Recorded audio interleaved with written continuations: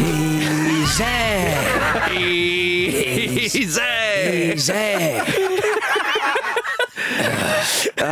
Or could we say Isaac? You could say that. Can you say that? You could say that. I don't think I can say that right now. If you're new to the Football Ramble, that guy's a Newcastle United fan, and he was at Wembley. Smokes a lot, doesn't he? Oh, Pete. Good God, what a day out that was. Pete Donaldson. From the start to the finish, from the breakdancing off that was happening in the fan park to the final pint of Guinness last night's twilight. That was quite a day and quite an achievement, and I won't forget that for a very long time. Peter, look, I'm going to break protocol here. If you are a fan of Newcastle United, it's all weekend today. You've got the rest of the week off. Yeah. Take it. Yeah. My goodness, what a victory. Newcastle United beat Liverpool 2-1 in the League Cup / Carabao Cup Final. Liverpool did not turn up at the best time. Like they Newcastle, Dan Burn was brilliant. Kieran Trippier was just magnificent. I thought he was going to go off just before half time. Stop laughing at me. I thought he was going to go.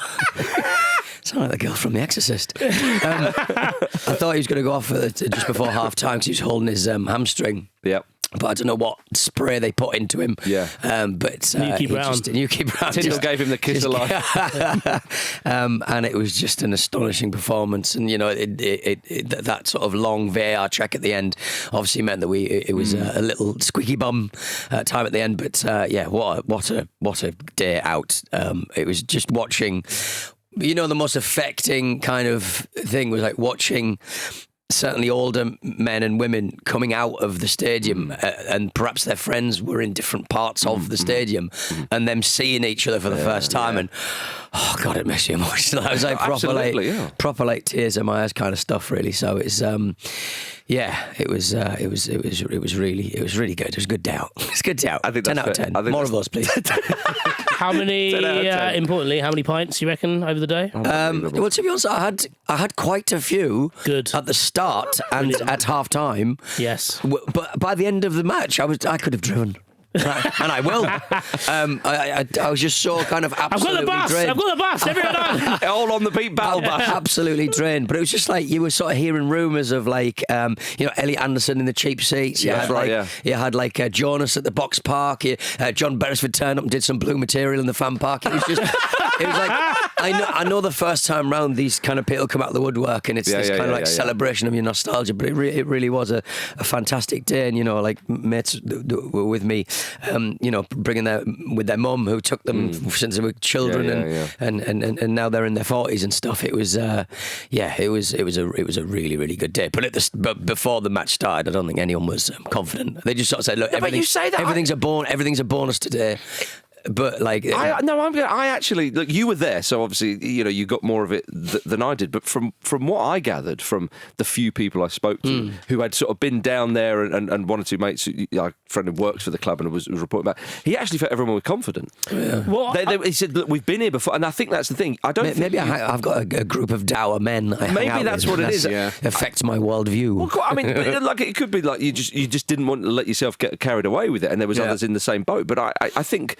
Without that loss to Eric Ten Hag's Manchester United was a couple of years ago in the cup final, I don't think, not necessarily you don't get the win, I don't think you get that performance. 100%. Yeah, totally. Massively. 100%. Did you see, so Eddie Howe before the match talked about the fact that, and I thought he was quite open actually, because usually he's very guarded before a game, but I suppose this doesn't necessarily... And just flat out lies most of the time. Yeah, absolutely. But I suppose what he revealed here isn't necessarily going to change how Liverpool approach things on the field, to counter them. But he mentioned straight away that they stayed in a hotel in Hertfordshire. They didn't stay in the Hilton next to the Wembley Stadium because... What on earth were they doing that? That was madness when I heard that. But it's kind of... Also, you kind of want to get to the ground on time. It makes sense practically, but the reality was that they took in too much of everything going around them. And I kind of... It's interesting you said that about the people you spoke to, because I definitely got from the Newcastle fans that I know, including my brother, a lot more anxiety than before. And there was almost a sense before of, we get to watch Newcastle in the cup final. And I think the anxiety might have helped because the over-the-top excitement, I think, left left Newcastle fans with just kind of nothing to really work with when they got to the game. Because one of the things, I don't know if you saw this, but there was a campaign started by, well, it was kind of doing the rounds on social media, kind of encouraging Newcastle fans who were going to London to take it easy on Saturday night. Like, save yourself for Sunday. We did this 2 years ago. We messed it up. Yeah, well, that's really interesting. Yeah, I mean, whatever the level of butterflies was, the fact is the experience helped. Yeah. And definitely for the players. They were up for it and they were excitable, but they were disciplined in their kind of. They it was so brought focused. the game to. They forced mistakes from Liverpool. They pressurised them, and it was just an all-round great performance. I mean, let's be fair. Like we wondered if it was going to be a good time to face Liverpool, because I thought it's a chance for an immediate pick-me-up after PSG. However, after those games, really the Champions League was, along with the Premier League, was the one they were going for. Are Liverpool going to be a bit flat? Turned out the word, Jim. Yeah, and I think actually Newcastle were the last team in England you want to play in that situation. Yes. We mentioned on Friday how good that midfield is, and they are physically dominant. That almost sounds like damning with faint praise, but they've got technically excellent players as well. They're going to be first to everything. They were so organised. They really, I know there's a lot of people saying that Liverpool didn't turn up, and I think there's an element of that, but I think they boxed them in really well. They shut them down. They stopped them from playing, and you have to force your opponent to not turn up to some degree. And I think that's exactly what Newcastle did. They were absolutely on it. We've seen that they had that period earlier in the season where they went on a long run of back-to-back wins and scored a lot of goals. Everyone was like, God, they're going to motor into the top four. Stuttered a little bit. Now they feel like they're back on that course. That was the team we saw yesterday. It was the team from that run. Everybody gave everything. They were organised. It felt automatic, didn't it? There was no sense of nerves. They made themselves the protagonists in that game. And I think the crowd, I'd be interested to see what it was like in the stadium, Pete, but they sounded so much louder than the Liverpool fans, and it's kind of rare that you say that. But it was, I mean, I think the intimidating nature of everybody having those scarves as well was massive. It looked like this huge wall. I think that was absolutely a part of it as well. I think it really sort of, once you got the first goal, I think that massive wall of noise was a really intimidating factor as well. It came at the perfect time as well. Yeah, and the perfect scorer as well. 100%. It just really, for all of there was a collective sort of teeth sucking at half time. It just looked like lads just going, this is going to be a long second half. But it ended up just absolutely flying second half. So. I mean, it was just everybody in the loos smashing their hands off the wall. There you go. You'll never ever beat Dan Burn. He's from Blythe. Chant and it's fair to say he's had quite a good week. He's had quite a good week. I hope he's still going. To be fair, well, it is. Yeah. Well, I mean, Sunday, the first day of the week for some. So actually, he's off again. But I mean, the first half performance from Newcastle, it was a cagey first half. Cup finals. 9 times out of 10, they're cagey for obvious reasons, and I think that they're feeling Liverpool out. They're thinking, which Liverpool are here? Because we know what we're going to do.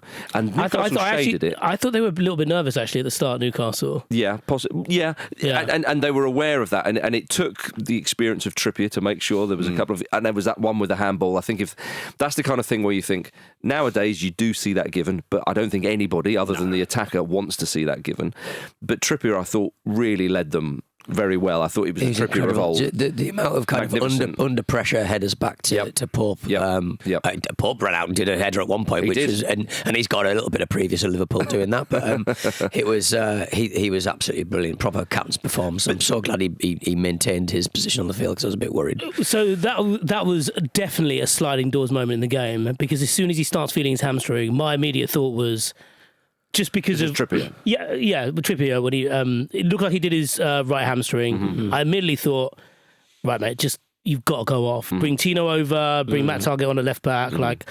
You're gonna get cooked if you stay on half fit. He pings the ball in for Dan Burns' header, and then Livramento puts that cross in for Isak's goal at the start. So I mean, you get credit to Trippier for pulling through, for Howe for not pushing the button, and there was also. The thing I loved about Newcastle's performance was as soon as they went 2 up, Isak and one other player like in 2 minutes after that, went down to like kill time, as if they were like sleeper agents suddenly activated. There was a lot of that. The double kind of like they can't drag us off the field if we both sit down. Yeah, but there was an element. Jose of like, Mourinho taught us all that rule, didn't he? but there was an element of like, oh shit, like.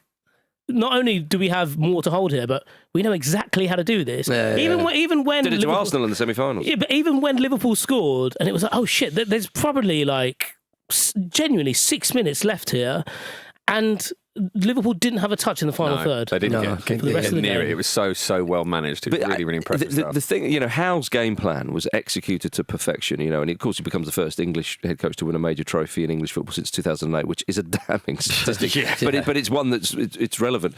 But his game plan was executed to perfection. But it wasn't just the tactics on the field. Emotionally, he got it absolutely spot on, because I wondered if Newcastle were going to come flying out the traps in the first half, and you thought, no, that would be a bad idea. The way that they just went about their business and kept, with those corners coming in, because the way, I want to go back to that first goal. He knew that Van Dijk and Konate defending the kind of 6-yard box, if you like. Yeah. And big Dan Burn, or England's Dan Burn, has just got the small matter of Alexis McAllister with him. Yeah. And even then, when they kind of did Kwanzaa come across and whatnot, he's essentially got a free run and header. It's like me trying to climb the Angel of the North. Even optically, someone was like, we've got to have someone a little bit taller than him. But I think Liverpool probably thought, well, if you ping it out there, we'll be okay. Yeah, and Burn ate it up. Yeah, they tried it a few times, didn't they, before that? And it's interesting that, I suppose, probably naive to think Liverpool weren't wise to it, but I think you've hit on probably what the reality was there, that they're like, if they're going to get a header in from there, that's fine, you've got to get it through a sea of legs and we'll probably deal with it. And Dan Burn's header was just so good. Because he nearly got an assist, really, when he nods one into Bruno Guimaraes, who just couldn't quite flick it. And that was the first real kind of proper opening at goal. But then, so obviously on the stroke of half-time, and then in the second half, you're thinking, right, well, how does this play out? Well, Newcastle on the front foot again. And Isak scores, it's given offside, because probably Barnes was excellent, by the way. I mean, to come in to debutise from goal, you wouldn't think that was essentially Newcastle United's makeshift left-hand side. Yeah. But him and Livramento, and there's a reason why Livramento's in the England squad as well. But Isak scores that goal. And the celebrations I found fascinating, because when he stands up, and I'm sure we'll see pictures of that. He was just like... We've done it. Yeah, it was like it was almost like some sort of army general with his foot on the other army general's head sort of thing. It was such a powerful image. I was so impressed by how quickly they scored that goal, because having the first one disallowed in a situation like that is a real. That's a moment when nerves can get to you, isn't it? Yeah. It's like, that was our chance. We were slightly offside. Now it might go the other way. Oh, God. But they were like, no, we're the better team here. We know this. And they just went and showed it straight away. It was such an impressive moment. Yeah. We've not mentioned Joe Linton yet, who was absolutely just... I mean, player of the match. Well, I thought he was... I understand why they gave it to Dan Burn. It's kind of like, but I think Joe Linton was probably man of the match for me as well. Yeah, and I don't have any problem with giving it to Dan Burn, because I think... The goal's massive, right? The goal's massive, and the story is part of why this is special. And he's one of our own. And he is, and he's from Blythe. And Newcastle and England fans can now both say that. I'm trying to piggyback him. He was born in Blythe, but it was made at Wembley. Love it. But Joe Linton, I thought... Because Newcastle haven't had those three in midfield fully fit for actually a fair bit of time now, and Joe Linton's actually tapered in quite nicely. So he played one game in February against Fulham, which was literally the 1st of February. Didn't play for the rest of the month. Came back against Brighton in the FA Cup. Got the game this time last week against West Ham, which was his first proper full go.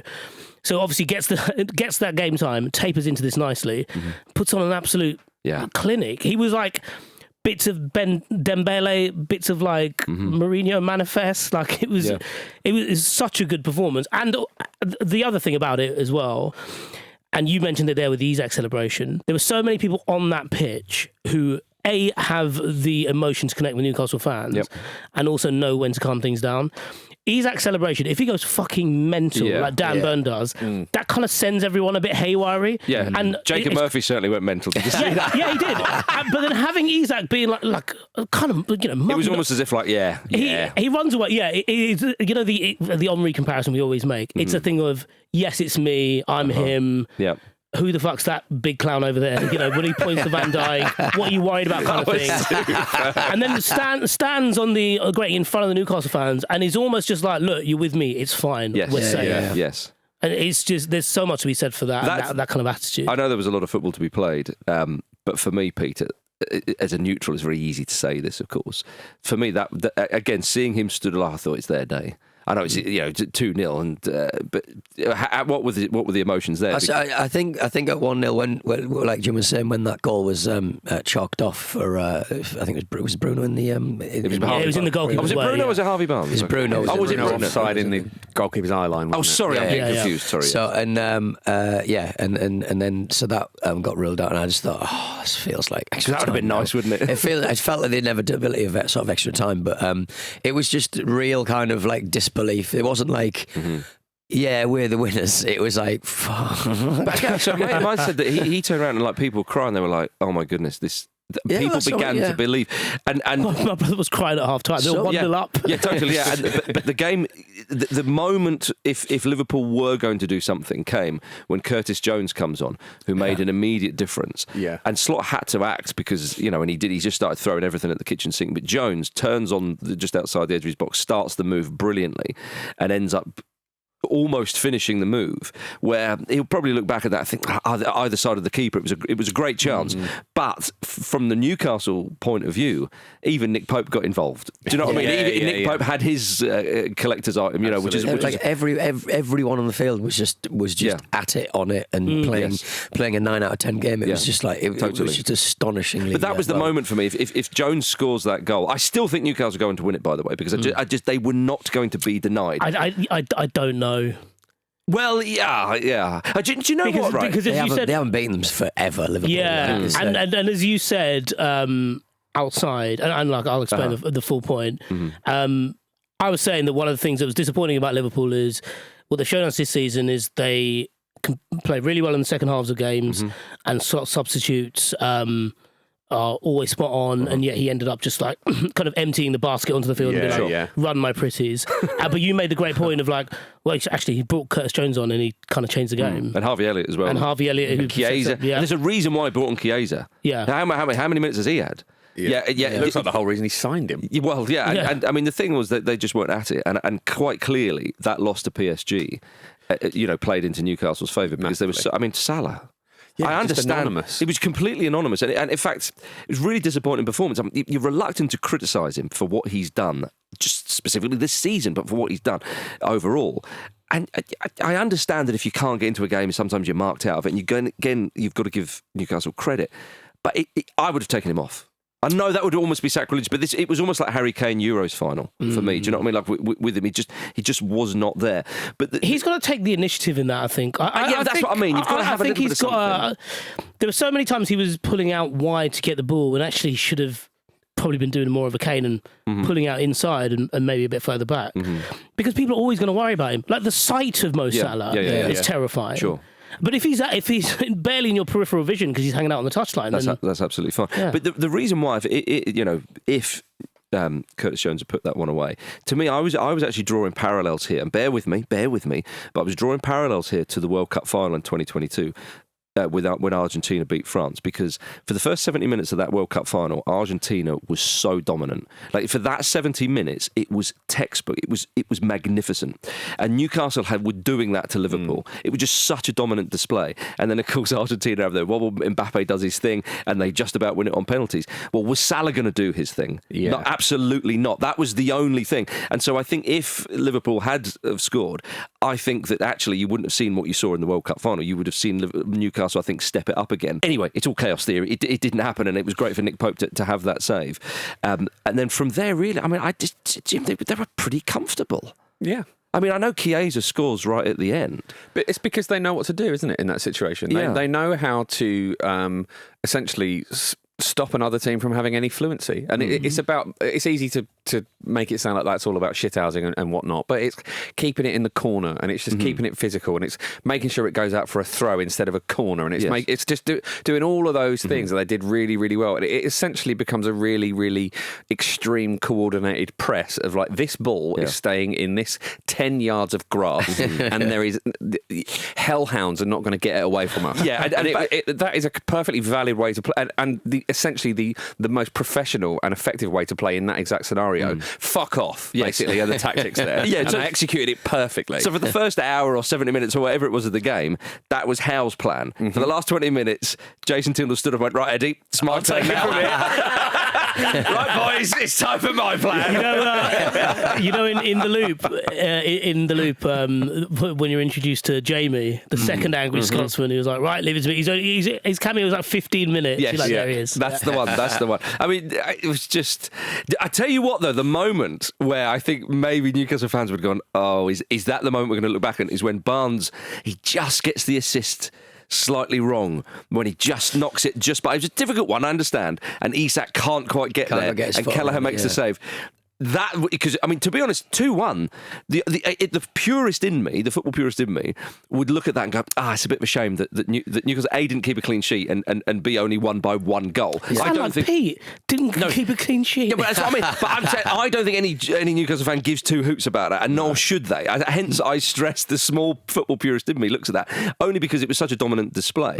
But that moment where, on another day, they make it 3-0, and that really, it absolutely ties over. I can imagine for some Newcastle fans, they're like, "Oh, is that going to be the moment we're going to?" Well, especially because like Kelleher for the first goal, I think he probably should have done it better. I think you said as much on the WhatsApp. He could have done a bit better on that one. So I did sort of think he's not having a great game. His kicking looks a bit frenetic and troubling. So it was a fairly comfortable save for him in the end. But I mean, it's just a foot to the left or the right. Just laces around it. I mean, it's difficult for Isak to divert it. He did. I thought he did well. I thought he did well. Robert. But do you know what I mean, though? But do you know what I mean, though, Vish? If Liverpool come back, they would have gone, we could have been 3-0 up. Because of course, again, they were not to be denied. Because in those finals, it's basically an exchange of emotional energy, isn't it? Yes. And you want to kind of use yours for your own good, but you don't want to give them an opportunity to create some of theirs. That's right. And that felt like a moment of, shit, it could have been 3-0. Yes. He's made what looks at the time, regardless of whether he should have saved it or not, looks a very dramatic save.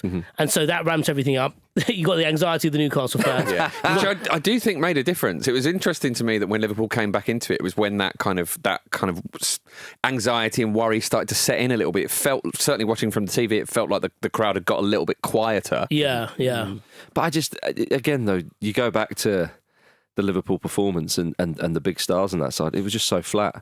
It was, as I said, it was the subs. Yeah. Elliott, Jones, and Chiesa came on and made the difference. And in fact, like I said, I think it'd be a brave man to take Salah off in a final. But in hindsight, it's easy. But I think he probably should have done. Agreed. Yeah, maybe switched up the tactics a bit sooner, but I don't know. I feel like it's difficult not to suddenly lose trust with the team.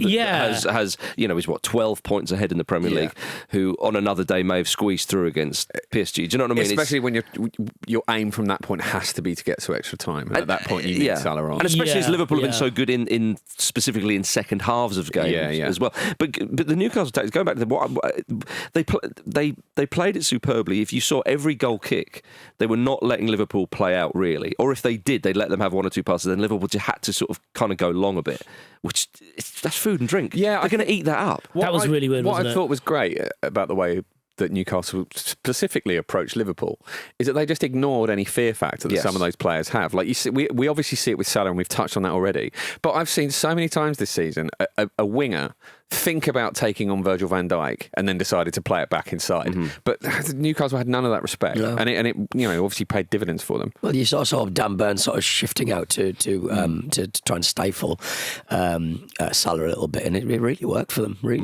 I'll tell you who they clearly did miss because they just needed another point of attack. Trent.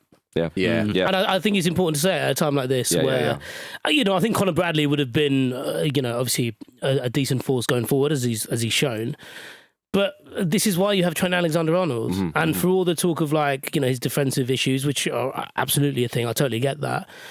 You've got a guy who can who can basically change the dimensions of the pitch in the way he plays, whether he's driving with the ball or playing it from deep. Especially when you saw those hit and hopeful balls they were playing in the wings, and some of them were going out for throw-ins and all the rest of it. And that's where I thought, Alexander-Arnold would have really made a difference. Because Liverpool play those balls all the time. They're just a lot flatter and more direct. Yeah, he plays those balls all the time specifically. They're right into the run of a player, you know. There's a reason for that. Indeed, yeah. Oh, man. And of course, when the final whistle goes, the celebrations happen. I mean, the final whistle, the engraving was a big deal as well. Yes. That was like, it's real now, is it? The black and white ribbons on the trophy and all that. Yeah. It was just the uplighting of the team as they were sort of going through and stuff. Bruno Guimarães' emotion as well after the game. Have you seen the interview he did? It was beautiful. Best day of my life, he said. Best day of my life. I thought the TV stuff was kind of got in the way a bit. Eddie Howe nearly missed the trophy lift. They were like forming like a really nice like tunnel / oval thing. And like Guimarães is like, God, let's let them go. Yeah, let them enjoy it. Haven't won a major trophy since 1969. Yeah. You know, get a bit of drink in him and send him in there. Yeah, exactly. Yeah. I liked Osler just in everything, full kit on, just getting involved. He absolutely loved it. He didn't even get on the pitch. Yeah, he was the third. I think he was the third person to touch the trophy. I know. It was ludicrous. You got to love that. You have to love that. I'm going to draw a second parallel, if I may, to that 2022 World Cup final win by Argentina. Because I actually happened to watch it or see it the other day. The immediate response to when Argentina win the World Cup, and it was similar for a lot of people when Newcastle, the final whistle goes, it's not celebration, it's tears. Yeah. That's the first thing that happens, because again, that release, it's the release, the relief, the all that pent up, whatever it is, negative emotions or hopeful emotions. It suddenly it all comes out, and you've got to get the tears out before you start the celebration. It's extraordinary. There are countless people in that crowd who will have lost. People who won't be alive to see this. And so, like, you know, Al Ramayan at the end doing his fucking Salt Bay bollocks. It is a compromised side. You know, the football it's dictated that we're in this situation. But how many fucking days out do we have like that? How many days left do we have to enjoy something like that? So it's like, it's the City. You can't tell me that the City didn't deserve that. The Geordies have spent proportionally way more money than the Saudis will ever spend on their football team throughout their lives, and their families have spent on it. They need to be able to enjoy that, and they need to have the freedom to be able to enjoy that. I'm not going to fucking cheer when you see him on the telly like a lot of people around me did, but I just think it was a fucking great day out for people who are the very definition of long suffering, to be honest. Yeah, and but you know, within a Premier League side, successful Premier League side, not always a Premier League side though. Yeah. In recent years, but look, we've been doing this podcast since 2007. The highs and way more lows that you've had as a Newcastle United fan in that time. And I'm doing it from distance, you know what I mean? I'm watching them on the telly most times. Yeah, but you still feel it. I mean, you know, your voice is testament to your supporters. I think I left my voice in Wembley. I think you did, but it's probably still queued up for the train. It's still at the bar. Yeah, there you go, getting ripped off. But I mean, the lows of. It seems mad to mention the guy's name, the Mike Ashley era. You know, we had we laughed because of the absurdity of it all and so on. But the crap that those Newcastle United fans had to put up with for so many years from that man literally meant that they welcomed a murderous regime with open arms to take over their club. Yeah, that's what it meant. And then the crap they have to swallow now. Yeah, because of who their owners are. But as Pete said, you know, that perhaps that conversation is for another day. But we still look. I think it has to be done on this day. Fine, okay, but look, you know, I still disagree with those people taking ownership of Newcastle United, but I also absolutely. I'm so made up for those Newcastle fans. Have to be able to appreciate and enjoy it. They have to be. Yeah, they don't decide who takes over the club. And I honestly, like, it put a real spring in my step yesterday. I've no real connection. I've a couple of family members, a few mates, and Pete obviously supports them.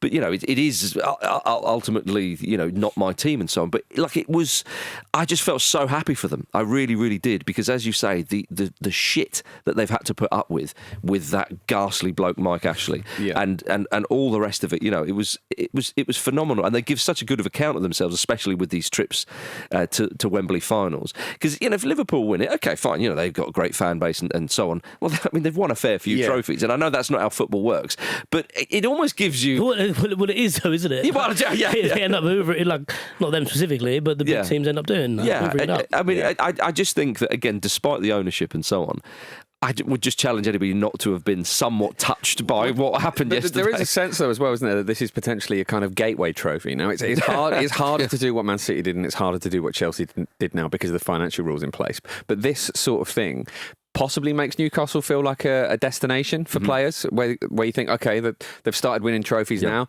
Obviously, look at that support. You know what I mean? Yeah, support is huge, and that's very, very clear. I think it seems churlish to say it because Newcastle are almost certainly going to finish in a position where this is irrelevant, but this guarantees Europe. Yeah.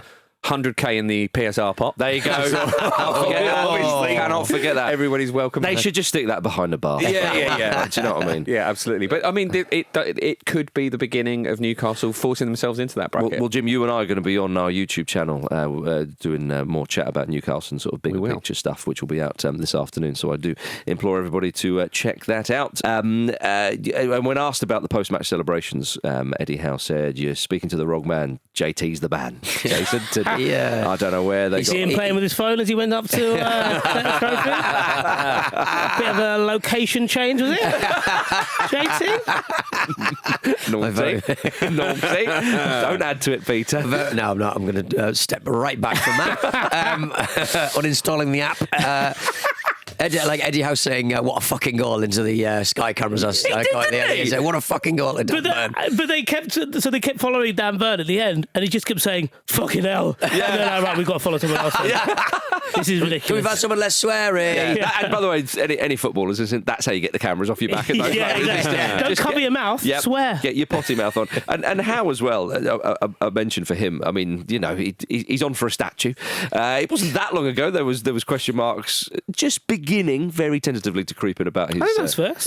It was quite chaotic for a while, back end of last season, behind Eddie Howe in the clubs. But you saw it. Every goal. I say every goal. The goals that went in. Normally, he's quite cool, calm, and collected. He knew that that the plan was being executed. He celebrated both of those goals. Yeah. The second one, he went nuts. Yes. Which is unlike him. Yeah. The Chiesa goal, I've never seen him like that before. Yeah. You mentioned that he keeps very cool. He was just like, for fuck's sake. That wasn't in the script. No chance. These fucking Geordies in their football team, what are they doing? Yeah. Try and bring a bit of calm. Yeah. It could have been at England. Ignoring Dan Burn. I want to go back to Bournemouth now. Oh, dearie me. Well, yeah. I mean, I think will we see? I was on TalkSport with a lad called Jack Cunningham, Newcastle fan, who was saying that he'd like to see a statue of that whole team in front of St James Park. And I was like, it's a lot of metal. Tindall at the front. Yeah. Dan Burn with the Angel of the North wings. Exactly. Yeah. But that shot they always do in the changing rooms after the game. Yeah. At least a plaque or something.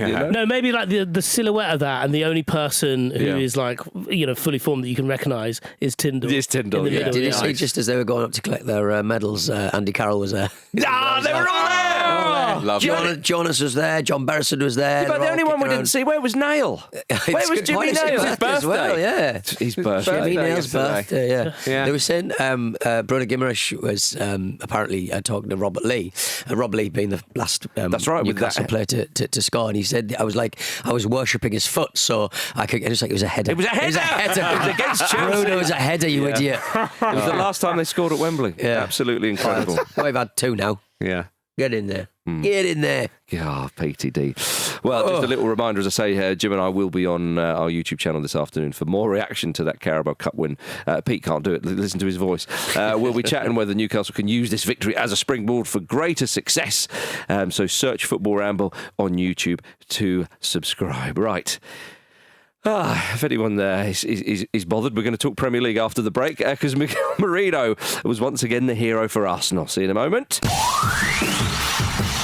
You may not be familiar with Anthony Partling, but he and Anton Deck, there's Declan, television royalty in the UK. Alan Shearer, once a fine England centre-forward, he was a big Newcastle fan. Born in the city. Anton Deck big in America, Rob, I'm not sure. They're not big anywhere, actually. They're both about 5'6". Oh, welcome back, everybody. That was What drive-by? that was Clive strays. That was Clive Tilsley on American network CBS trying to explain to them who Ant and Dec are. Trying to curry favour with the American audience as well, just gunning down two of our... Didn't they quite notably not crack America, Ant and Dec? Didn't they? They were on a TV show. I don't. Yeah, they did because They had a go, didn't they? Because my partner is American and she was watching it and she was like, "Who are those people?" And I was like, "Look, they're a really big deal. They're Newcastle fans." Can't criticise them. And she was like, "Are they actually friends?" And I was like, "Yes, they acted together. They live released next music door together." The first glance I saw of Ant, actually, it was just Ant, and I was worried that they weren't together, but I was very reassured to find they were. I thought they were going to kiss at full time. and then combine as one, and then travel back to their home country or their home planet, even home country. One mega PJ Duncan. Yeah. Okay. Well, thanks to friend of the Ramble Andrew for sending us that clip. You can become a friend of the Ramble too by heading over to patreon.com/Football Ramble. You get access to the Discord where you can chat with us and other Ramble listeners and get ad-free episodes of the Ramble up front and on the continent, all for just $5 a month. You'll also get an extended version of every Wednesday Ramble. To listen, just head to patreon.com/Football Ramble and sign up now. Right, Jimbo. Not the biggest result in North London yesterday, but it was still a big result nonetheless. Arsenal won, Chelsea 0. Yeah, so I want your thoughts on this specifically, Marcus. Mikel Merino's header. Lovely one. It's off the top of his head while he's facing the other way. Is it too much to call it a scorpion header? Just trying to salvage something from this game. A unicorn. Oh, nice. Does that work? No, it doesn't. It feels like it needs a specific name, though, doesn't it? Yeah, I was just going to call it a glancer. Yeah, a glance is... A giraffe, because it's all back of the head. Yeah, maybe. Oh, salmon. Because when salmons leap, they flick their head back. They do, That's nice, actually. Yeah. That's a salmon header, a little salmon header. A salmon header from Mikel Merino. He rose like a salmon and did a salmon header. Because of where we are, North London, a smoked salmon header. There you go. Found in a merino. Yes. Yeah. May I see? He's back. Guys. And Arsenal were back as well after failing to win their previous 3 Premier League games. They beat Chelsea 1-0. It was an important victory. It was a bloody drab game. It was, but it was an important win though for Arsenal. Very much so. Yeah, they kind of cementing that second place because Forest are kind of fairly hot on their heels with 4 points in between. But I mean, again, with that, what have they got? 9 points above Chelsea now in 4th place. Arsenal, if they lose that game suddenly, and Chelsea would win it, which I don't think they were ever really in danger of. It changes the picture massively, and it feels like in previous seasons this has been something that's happened to Arsenal a lot, and they navigated this well. And I tell you what, at the moment, obviously Martinelli's back from injury now, but he's going to take a little while to get back up to speed. He's playing on the right, which isn't his most natural game. He had an okay game yesterday. He put in a good chance for Mikel Merino in the second half, and he did do some good things. But he's always going to go outside the defender, and every defender knows that. So it makes it quite difficult for him when he's being played out of position and you don't get the best out of him. It's so important for Arsenal to score first at the moment because the sense is if they go behind, getting 2 goals out of this team at the moment feels really, really difficult unless it's in an insane European game for some reason. Hopefully more of which later. But yeah, I think they managed that very, very well. And Chelsea were so poor. I think it's important to point out that they're missing Cole Palmer and Nicholas Jackson and Noni Madueke puts them in a similar situation to Arsenal, I think. But they had the front three of Nkunku, Neto, and Jadon Sancho. They were all anonymous, really. Just all. It's strange with past Chelsea. putting themselves about a bit. They were just really disconnected as a team generally. And Mark Cucurella was kind of everywhere as you'd expect him to be, and he had that shot against David Raya where David Raya laid an egg, and we all know when a man lays an egg, that's a terrible portent of doom. But it wasn't to be on this day at least.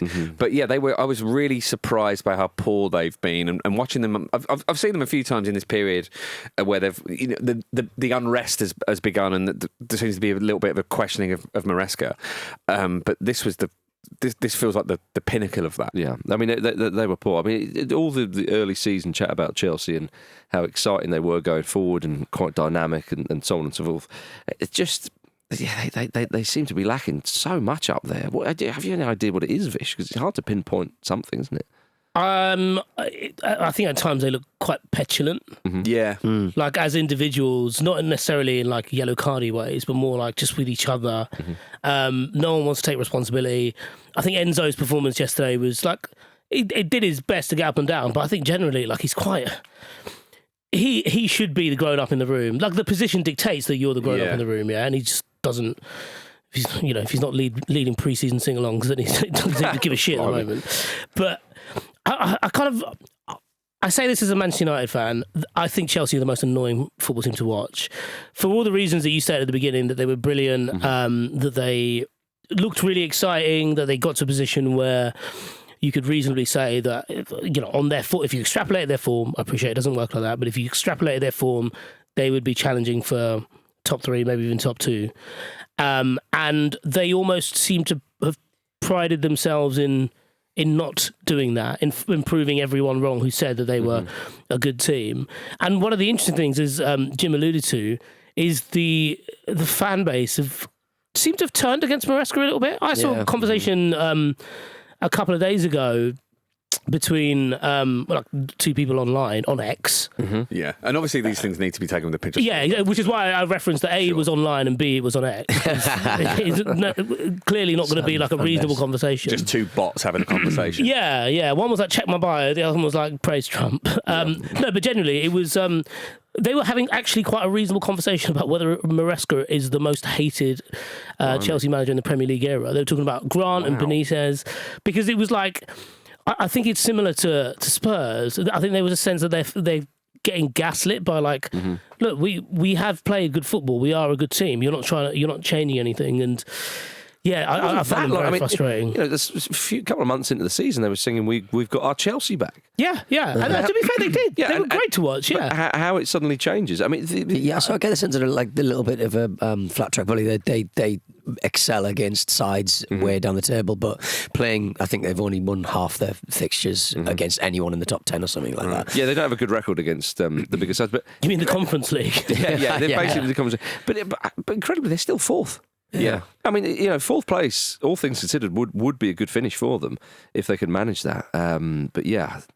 But Arsenal have now gone 19 games without losing against Chelsea, Man City, Liverpool, Manchester United or Spurs. It's such a massive, massive turnaround when you consider what things were like before Mikel Arteta came in. And obviously, we hear a lot about having to appreciate where they've come from. And I'm sure it's quite boring for non-Arsenal fans to hear me say that yet again. But that is a stark, example of what had to be done and something he's executed really well. Absolutely, yeah. Did you see he pretended to run off? I did see from the post-match interview after being asked about Bukayo Saka. Lovely bit of deadpan when he came back as well. So, too deadpan, isn't it? Yeah. He also said he'd researched it and sort of he spent ages practicing it. What is comedy?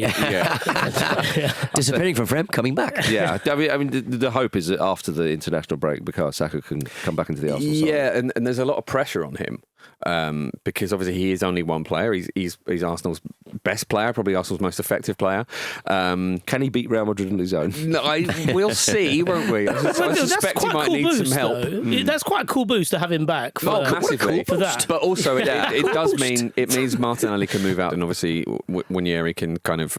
We know that he can deputise in that role now as well, which is great. But it's still unclear of who's going to play through the middle. Like, it might be Merino for the rest of the season. He's got 4 goals in 7 games. Now, I think this goal possibly would have happened regardless of where he started because it's obviously from a set piece. But there's still no obvious striker. Martinelli's never quite seemed to work there. Trossard was good for a bit there about a season ago.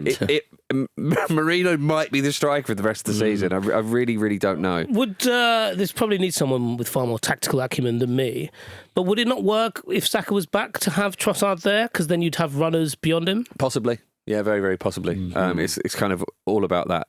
Could give them a cool boost, I suppose. Cool boost. Yeah. Where can we buy your new energy drink, Cool Boost, by the way? I don't know. I was thinking of Boost the chocolate bar. No. Put it in the fridge. You know, like some people's parents used to put Mars bars in the fridge. Jim likes a double-decker in the freezer? In the freezer, yeah. What? Oh, mate, honestly. It's thick enough as it is. Oh, you've got to be careful with your teeth. But honestly, the nougat goes hard. It's chewy. It's magnificent. Jim, A lad like Vish, you'd probably say stay away from it. But Well, you said I can't handle it. Well, I don't know. It sounds like you can't. I'll put black pudding in the fridge if I want to. It's freezer, mate, not the fridge. Well, I'll put it in the freezer. Yeah. Fridge is fine, but freezer is for the big boys. The big boys play. Anyway, speaking of the big boys, the England squad was, of course, announced on Friday. Luke and I had our say on that. Do check out our YouTube channel. There's a video of myself and Mr. Moore talking about Jordan Henderson and all the rest of them. But we've got to mention that Morgan Gibbs-White has been called up to the England squad. This is after Cole Palmer said he was going to miss the international break through injury. Also, as well, I think Thomas Tuchel, almost like a political party sort of canvassing opinion. He's like, oh yeah, I think everyone does. Well, I'm going to row back on that one. I'm going to do a U-turn. And your man Gibbs-White is in. Vithushan Ehantharajah, presumably you had a word with old Tommy Tukes. Yeah, I did. Is a protest a word? A hand signal? Is that? Yeah. Sent back his homework, said, do it again. Yeah. Dude, that's good. The squad very much smacked of, oh, fuck, I've got to get this in now. Dan Burn. Who's a big defender? Dan. Who was that bloke? Henderson. Henderson, yeah. Oh, plays at Ajax. That looks good. Yeah. Have you forgotten about Nottingham Forest here, by the way?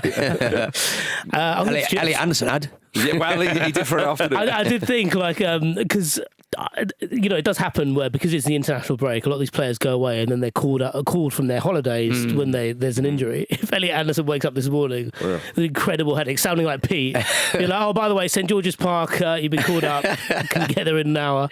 Well, when he was asked about reporting for England duty, Dan Burns said, tomorrow morning, I'll be first there tomorrow at 8 o'clock. At the bar. Is there a bar at St George's Park? Is that 8 a.m. or 8 p.m, Dan? Yeah. If you were Tuchel, can I have the Fosters and a breakfast for surely if you were Tuchel, you'd phone him and go, take a couple of days, son. You can have a massage day. And to be honest, because you're gigantic, it usually takes quite a long time. Exactly, yeah. We're going to have to have a for few days. Yeah. When they close the Eiffel Tower to clean it. Yeah. But it's good for, going back to it, it's Gibbs-White being in the England squad, though.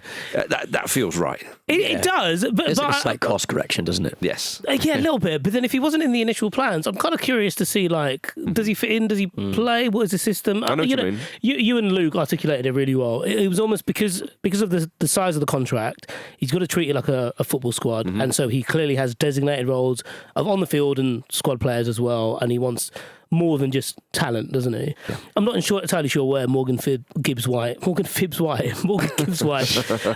in, but I suppose Tuchel will be asked about that at St George's Park, and I'm keen to see what he says. Very keen. Nottingham Forest, of course, beat Ipswich to strengthen their position in the race for the Champions League. We shall be talking about them and Manchester City and more on a bonus mailbag episode tomorrow, which will be up your internet pipe. So do subscribe on your favourite podcast app so you never miss an episode. It was derbies galore in Great Britain yesterday. I mean, Arsenal, Chelsea, I suppose London derby, Fulham Spurs, London derby, Rangers beating Celtic. There's a not derby. A London derby, no, but the Old Firm derby, an 88th minute goal from Hamza Igaman. Did you see that? Which Rangers player was it? Cherney. Cherney, yeah. In celebration, he ran past Celtic fans and sprayed them with water, celebrating the win. It's brilliant down the wings. This was the first Old Firm game in 2 years to have away fans. That's right. Yeah. Rangers scored first. It's at Celtic Park. I reckon this game, I watched this game, it was incredible. I reckon they must have broken the record for most shouts of man on. There's absolutely no time on the ball in that game. Yeah. Not the only derby in Scotland, of course. You had the Dundee derby. Which Dundee won 4-2 against Dundee United. I want a proper name for this, because as far as I'm aware, unless I'm missing something, it's just called the Dundee derby, but they're so close together. Yeah. Could it be called the Intimate Derby? Yeah. The Intimate Derby? Or the Close Derby, the neighbourly. Well, because Dundee derby is already so satisfying to say, though. That's the problem. The Dundee derby. Yeah. The kick-off. The British kick-off. Yeah. Their stadiums are, I think they're 200 yards apart. Right, okay. Needless. Was the Dandy? Is that from Dundee? No, the Dandies are Aberdeen, man. No, as in the comic Dandy. I don't care. DC Thompson and Co. Yeah. No, I think were they based in Scotland? I think they were. You're thinking of Grand Theft Auto, aren't you? The Dandy. Is that Desperate Dan? Is he Scottish? Yeah, it's published by the Dundee-based publisher DC Thompson. It's the Dandy Derby, surely. But I think the Dundee Derby. Fine, but as Aberdeen are the Dandies, I think it might get you might be right there. Confusing. I think it's a bit of admin that they need to do up there. That's why Desperate Dan sort of lived in a slightly Western, slightly Scottish town. Yeah, it's weird, isn't it? I didn't know that. Wow. Thought it I was just know he's got a Australian. big chin. Yeah, big chin. Also, the Steel City derby happened. Sheffield United won. We should have a weekend where all the Derby's all over the derbies shop. take place. I agree, yeah. Derby Sunday. Absolutely right. Well, coming up after this, we're going to talk about that near London derby, if you like, where Tottenham lost at Craven Cottage.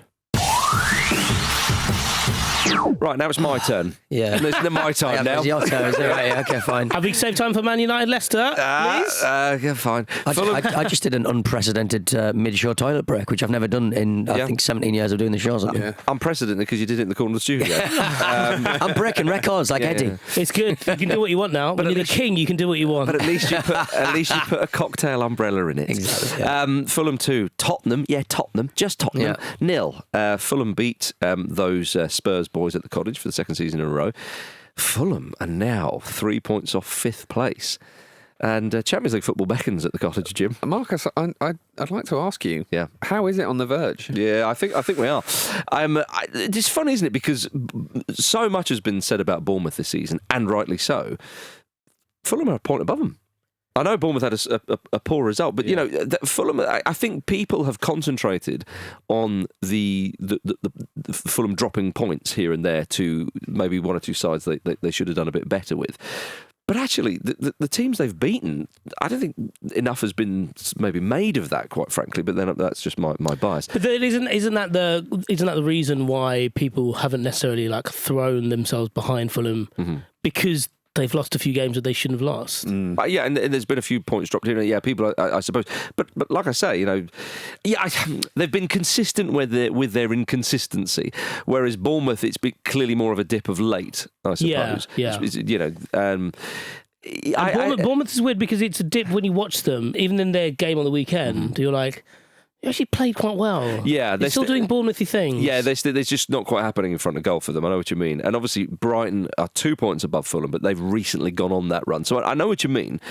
Fulham are in there, same points as Aston Villa. It just shows you how chock-a-block it is. Yeah. Some tough fixtures in there, though. Yeah, Fulham have got a tough run in. Southampton voucher in there, sure, but there are some difficult games otherwise. Well, they failed with the Southampton voucher last time. But I think that's it. With Fulham, though, yes, it's a tough run-in, but it tends to be when they raise their game. But despite that, they beat Spurs yesterday, of course, 2-0. And the first half, Fulham were very much on top. Spurs then kind of came back into it. And they looked a bit better. And then that man, Rodrigo Muniz, slots it home. But the big story was Ryan Sessegnon coming on. And absolutely, to quote Luke Moore, dinner money in Davies. And with his weaker foot slotting. It was a curler, wasn't it? But come on, Vish. What a lovely little story that is. Yeah, no, it's great, isn't it? Because he still feels... How old is he now? I think he's 24. Yeah. Which is mad. What? Yeah. Yeah. Isn't that mad? How old am I? Yeah, you use the regular calendar, whereas I think Ryan Sessegnon uses a slightly slower one. Right. Yeah. Is he born on a leap day? It must be. Yeah. No, he'd be 25 in May, if that's any consolation. Yeah. But yeah, he's 24, which again is so incredible because he's been at Spurs for so long. But he started at Fulham. Yeah, of course he did. And everyone was excited about him. Indeed, hence his move to Spurs Yeah. and how disappointing it was when he wasn't getting the minutes. Yes, he had some bad injuries and so on. But when he was, if you like, re-signed by Fulham, he was a free agent and they got him in the summer. It's kind of like, that's a nice little extra to have. And you go, he's 24. If he can get back up to speed. Yeah. Because he scored at Wolves the other day. And the way he took that goal was brilliant. And you kind of go... The way he rolls a defender, it's like, well, you probably learned that in all the training sessions you've done without playing. Indeed. Recently. And I'm full of praise for Marcus Silva generally. But as I say, as Andy put it, repurposing players. Yeah. You kind of think to yourself, blimey, that is actually... They've got Sessegnon back, you know. Yeah, and especially if it's that kind of Sessegnon. Well, indeed. Because he's still quick. Yes. You think of someone whose development has been arrested over the years, like that he might lose some pace. He's clearly got that hunger as well. If he's stronger, then brilliant. I suppose the frustrating thing with him at Spurs was Spurs had various different systems from different managers where he always had a slot available to him, not necessarily to walk into, but either a left winger slot or a left wing back slot. And it was like, well, this is you want to a T, surely. And it didn't quite work out. And he has been used a fair bit this season, hasn't he? Come on from the bench. And I wonder if there's like I don't know, like, not for the rest of the season, but gets the summer to properly work at it. Yep. He could be quite a decent player for Fulham and, England, maybe. That's a big shout for England. Wow. Just because of the issues with the left side. No, I mean, I wowed them because I'd expect that from Marcus, and even he was surprised. Well, I mean, you see, he hasn't actually been used that much as a sub this. Recently, he has it again, growing back into it. Yeah. And I think again, it's trying to get him back to fitness, get his confidence back up, and all the rest of it. Because again, still a very young man, and that time that he had at Spurs was a pretty bruising one. But it's just so lovely to see him back on the pitch and then scoring a great goal like that to clinch it in an important 3 points. The sort of celebration where you don't need to know that he used to play for the other team to know that he used to play for the other team. He knows the gaps. He knows the gaps. So yeah, Fulham, are they on the march? I don't know, but it's a tough run in, but they can do it. You see Ange arguing with one of the Spurs supporters this weekend. There's one every week. One every week. I tell you what, Pete. I think, as I said, what would it be, a month ago or something like that? Is Ange's job safe? I thought he was good to the summer. Could they go and twist it before? Took a bit of stick. Vish rightly pointed out, well, who are they going to slot in? Ryan Mason and so on. I think actually now it's turning really sour. I know they're still in the Europa League, but my goodness, they've Jim, got a lot of players back from injury now, haven't they? And I know it takes players time to get up to speed. But that was my worry, Jim. Is that look? Yeah, indeed, and that's fair. And I think that Ange probably again, just who else is going to take it? He'll probably be good for the summer, and then I think they'll part ways. But actually, it's been kind of so negative for a while. I wonder if the players coming back will make that much of a difference. It's made a bit of a difference, but I just the malaise. I think maybe the rot set in and they need somebody new. Yeah, there was almost. It's weird to think now that it felt like actually maybe the injuries were at least giving him a bit of leeway, and when they come back, he loses that leeway. Yeah, Johnny Blaine on X, he's a stats man, very good stats man, and he's also a Spurs fan. And he pointed out at this stage of the season, so 29 games gone, Spurs have the third fewest points in 34 in Premier League history at this stage. They had 30 points twice in the 93, 94, 97, 98 season. And one of the things I think that's particularly damning as we get to the sharp end of the Europa League is that there is clearly just one priority there. Yeah. And because of that, there is also a sense from some Spurs fans that they're just like discarding these points, these Premier League games. And that is a risk because as much as you want to, build into those specific European games, you need the fans to believe in what you're doing and your capacity to do that. And if they're kind of, remonstrating with you at the end of the game as you're walking off, you clearly don't have that. And this is very anecdotal, but my sense from the Spurs fans I speak to is they're basically in two camps. There's ones who believe, and they're the other ones that are told they don't get it. And the people who are being told they don't get it are seemingly increasing in number and more angry with how things are going at the moment. Did you see, though, gentlemen, turning to something, slightly, I'm just slightly more positive, former Spurs man Dele played his first game for Como in Serie A this weekend against AC Milan. It's his first game in 2 years. He did get sent off after 10 minutes. but he played. And he wrote on Instagram, I was always going to announce my return in some way after these past 2 years. Would rather it have been with a goal, but feels good to be back. He did catch Ruben Loftus-Cheek, his former England teammate, very high. But what was nice is another former England teammate of his, Carl Walker, obviously playing for the opposition, did look like he was saying to the referee, don't send him off, come on. Yeah. I'm always a fan of getting the band back together. And it's amazing how many bands can be got back together. Absolutely. I would never have had this on my band back together bingo card. That's a World Cup 2018 supergroup. Indeed. Oh, yeah, yes. It really is. He did share a screenshot of his WhatsApp conversation with Ruben Loftus-Cheek after the game. Even the little bit where he says, can I share this? It's horrible. Oh, dear. So, good to see that man back on a football pitch as well. In the same weekend that Rasmus Højlund scored, romance all round. Yeah, did his Gladiator celebration from Gladiator 2, which he saw during a international break in November. And so you could understand why you've forgotten that he does that celebration now. And it's been so long since he's done that celebration and scored before this weekend. Gladiator 3's out. Well, I streamed Gladiator 2 over the weekend. So there you go. There we are, everybody. Thank you very much for listening to the Football Ramble, part of the Acast Creator Network. Remember to get your tickets for Football Ramble Time Tunnel at footballramblelive.com. We are doing a show at Newcastle Tyne and Wear Theatre. We may well mention that League Cup final when Peter to Yeah, that. there May well be a little bit sing of content in To there, see the Football Ramble. Oh. Okay. And if you want more from us, do head over to our YouTube channel where Jim and I will be offering more reaction to Newcastle's Carabao Cup victory and what it could mean for Newcastle United in the wider context. There we are. Thank you, Vish. Thank you. Thank you, Peter. It's from blood. Thank you, Jimmy. Thank you. And thank you, Jason Tindall.